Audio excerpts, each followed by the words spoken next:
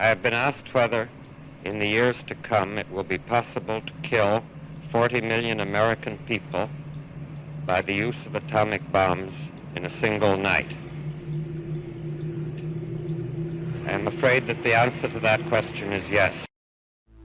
Lahir pada 22 April tahun 1904 di New York City, Oppenheimer tumbuh dalam keluarga yang menghargai pengejaran intelektual. Ayahnya, Julius Oppenheimer, adalah importir tekstil yang sukses, sementara ibunya, Ellen Friedman, adalah seorang seniman. Sejak awal, Oppenheimer dihadapkan pada lingkungan yang memajukan dan memupuk rasa ingin tahu dan kehausannya akan pengetahuan yang memukau. Oppenheimer muda mempunyai kecerdasan yang luar biasa serta minat yang besar pada dunia di sekitarnya. Dia membaca buku-buku tentang berbagai mata pelajaran mulai dari sastra dan filsafat hingga sains dan matematika. Kemampuannya yang luar biasa membedakannya dari rekan-rekannya. Setelah selesai sekolah menengah, Oppenheimer mendaftar di Universitas Harvard pada tahun ke-1922. Dia mencoba-coba berbagai disiplin ilmu yang awalnya mengeksplorasi humaniora dan sastra. Di saat yang sama, ia juga mengikuti kursus fisika yang memicu nyala api dalam dirinya. Fisika menjadi hasrat sejatinya dan dia memutuskan untuk mengambil jurusan tersebut selama waktunya di Harvard. Oppenheimer berkembang pesat di bawah bimbingan seorang fisikawan terkenal, Percy Bridgman. Ikatan intelektual dan antusiasme bersama untuk seluk-beluk alam semesta menjadi keinginan Oppenheimer untuk mengungkap rahasia kosmos. Setelah menyelesaikan studi sarjananya, Oppenheimer memberanikan diri ke Inggris untuk melanjutkan kegiatan akademiknya. Dia mendaftar di Universitas Cambridge di mana dia mendapati dirinya dikelilingi oleh para pemikir ilmiah paling cemerlang saat itu yang menjadi tenggelam dalam hab intelektual. Dia memperdalam pengetahuannya tentang mekanika kuantum dan melakukan penelitian mutakhir dalam fisika nuklir. Di Cambridge, Oppenheimer meninggalkan tanda yang tak terhapuskan pada karir ilmiahnya.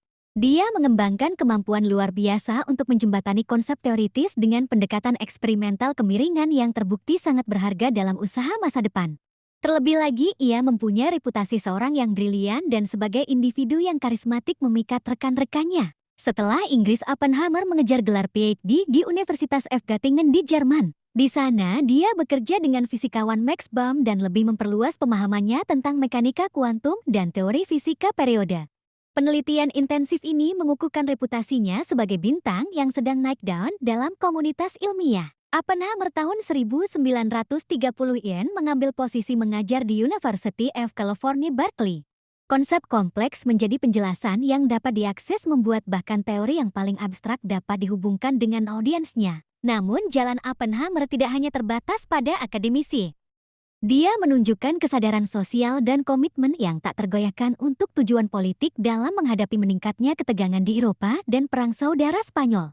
Dia bergabung dengan Liga Penulis Amerika dan terlibat dalam berbagai kegiatan politik.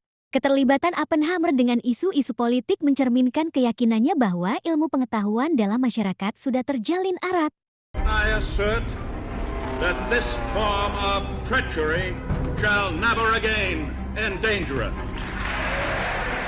Perang yang terjadi di akhir tahun 1930, keahlian ilmiah Oppenheimer menarik perhatian dari tokoh-tokoh berpengaruh dalam pemerintahan. Dengan pecahnya Perang Dunia II, dunia berdiri di era yang baru, salah satu yang selamanya akan mengubah penyebab sejarah. Tahun 1940, dunia berperang saling menghancurkan. Sekutu terkunci dalam perjuangan yang mematikan melawan kekuatan Eksis dan perlombaan untuk mengembangkan senjata mengubah proyek Manhattan. Sebuah program penelitian rahasia bertujuan memanfaatkan kekuatan atom Oppenheimer. Dengan pemahaman fisika yang mendalam, ia terpilih untuk memimpin. Reputasi ilmiahnya yang luar biasa sebagai fisikawan dan pemikiran cemerlang di lapangan menjadikannya kandidat ideal untuk tugas monumental ini. Pekerjaan sebelumnya dalam fisika teoretis telah membuatnya mendapat pengakuan luas. Menguatkan statusnya sebagai tokoh ilmiah oleh proyek Manhattan, membuat tantangan baru yang mengharuskannya mengumpulkan tim ilmuwan brilian, mengatasi kompleksitas ilmiah yang belum pernah terjadi sebelumnya. dan menavigasi persimpangan rumit antara etika sains dan peperangan. Kepemimpinan Oppenheimer dicirikan oleh kombinasi kuat dari keingintahuan tak terbatas di liga intelektual, komitmen yang tak tergoyahkan untuk misi proyek-proyek tersebut menyatukan beberapa pemikiran yang lebih baik dalam fisika, termasuk tokoh-tokoh terkenal seperti Enrico Fermi, Franz Bohr, dan Richard Feynman. Di bawah bimbingan Oppenheimer, individu-individu luar biasa ini bekerja tanpa lelah didorong oleh pengetahuan bahwa penelitian mereka memiliki potensi untuk mengubah sejarah. Tantangan ilmiah yang mereka hadapi sangat besar. Mengembangkan bom atom diperlukan mengatasi rintangan monumental dalam teknik fisika nuklir dan ilmu material. Kedua belas tim siang dan malam bergulat dengan teori-teori yang kompleks dan mendorong batas-batas pemahaman ilmiah. Oppenheimer bersinar selama periode ini, dia dengan mudah menghubungkan konsep teoretis dengan aplikasi praktis yang menawarkan wawasan tak ternilai yang mendorong proyek maju. Kemampuannya untuk mengatasi masalah ilmiah dari berbagai sudut dan inspire creative solutions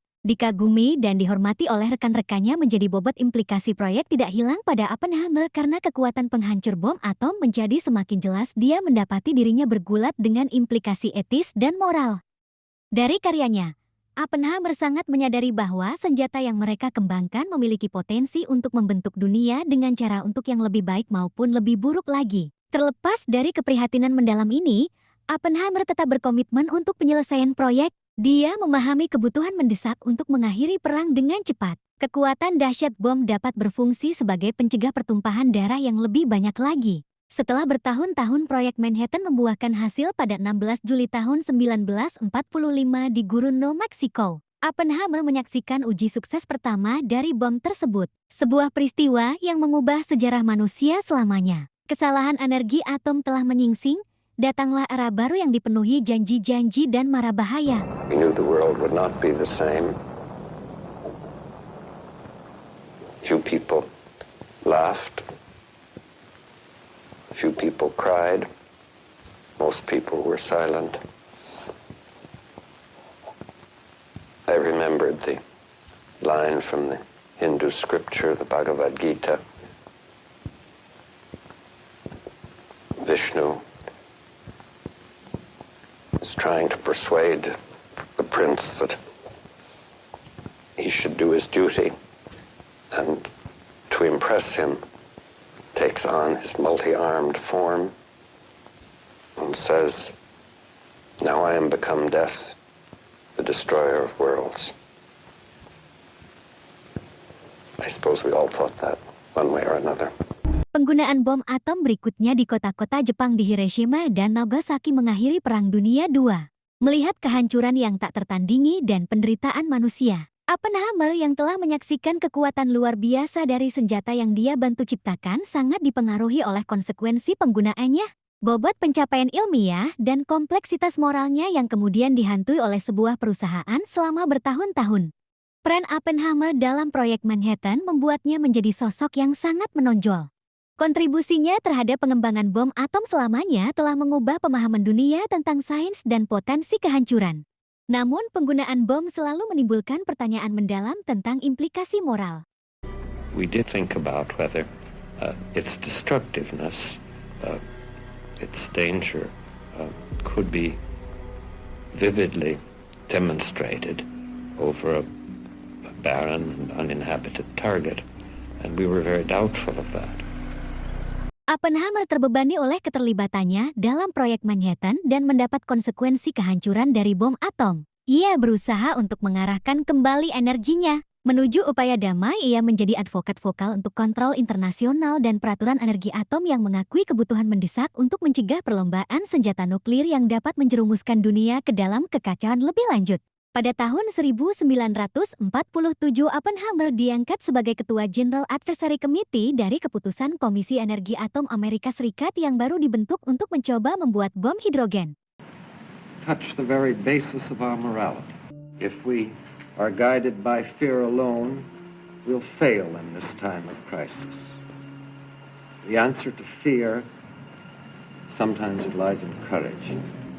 Dalam peran ini, dia memainkan peran penting dalam membentuk kebijakan negara mengenai energi atom. Wawasan dan rekomendasinya membuka jalan bagi pengembangan penggunaan teknologi nuklir secara damai. Sambil berjuang untuk menjaga keamanan internasional, namun angin perubahan politik bertiup dan bayang-bayang kecurigaan membayangi Oppenheimer. Permulaan Perang Dingin dengan ketegangan yang meningkat antara Amerika Serikat dan Uni Soviet menciptakan suasana ketakutan dan paranoid. Asosiasi masa lalu Obama dengan organisasi politik berhaluan kiri selama perang dikombinasikan dengan upayanya untuk mempromosikan kerjasama internasional membuatnya menjadi sasaran pengawasan pemerintah. Pada tahun 1954 dibuka bagaimana dunianya terbalik dituduh sebagai risiko keamanan dan memiliki simpati komunis. Dia menghadapi sidang keamanan yang dipublikasikan penuh dengan manuver politik. McCarthy sebagai pemburu penyihir dan iklim anti-intelektualisme, ilmuwan yang dulu terkenal sekarang mendapati dirinya menjadi sasaran pengawasan ketat dan pembunuhan karakter. Sidang tersebut akhirnya mengakibatkan pencabutan izin keamanan Oklahoma yang secara efektif mengesampingkannya dari keterlibatan lebih lanjut dalam masalah ilmiah dan kebijakan yang sensitif. Keputusan itu merupakan pukulan telak yang menodai reputasinya dan merusak karirnya. Pria yang telah berkontribusi begitu banyak untuk negaranya sekarang mendapati dirinya dikucilkan dan diperlakukan sebagai penjahat, bahkan disingkirkan secara pribadi dan profesional. But we know that as long as men are free to ask what they will, free to say what they think, free to think what they must, science will never regress, and freedom itself will never be wholly lost. Kecemerlangan dan hasrat Oppenheimer terhadap pengetahuan membara tak tergoyahkan. Dia kembali mengajar di Caltech di mana dia terus menginspirasi dan mendidik generasi ilmuwan berikutnya. Kuliahnya terkenal dengan intelektualnya. Rega memikat siswa dengan kemampuannya yang unik untuk menyatukan konsep ilmiah yang kompleks dan wawasan filosofis yang mendalam. Kontribusi Oppenheimer terhadap sains dan akademisi diakui dengan banyak penghargaan dan penghargaan yang dia terima Enrico Fermi Award pada tahun ke-1963. Meskipun mengalami kemunduran menghadapi kecemerlangannya, namun ilmunya menjadi warisan abadi yang terus bersinar. Seiring berlalunya waktu, iklim politik berangsur-angsur berubah dan penilaian ulang terhadap perlakuan Oklahoma mulai dilakukan oleh para sarjana dan sejarawan. Kontribusi besar yang telah dia berikan untuk sains, komitmennya yang tak tergoyahkan terhadap keamanan internasional, gelar opini publik mulai menguntungkannya, dan pengakuan yang pantas dia terima mulai muncul. Pada tahun 1963, Presiden Lyndon B. Johnson menghadiahkan Oppenheimer dengan penghargaan bergengsi yang mengakui pencapaian ilmiahnya yang luar biasa dan upayanya untuk mempromosikan penggunaan energi atom secara damai.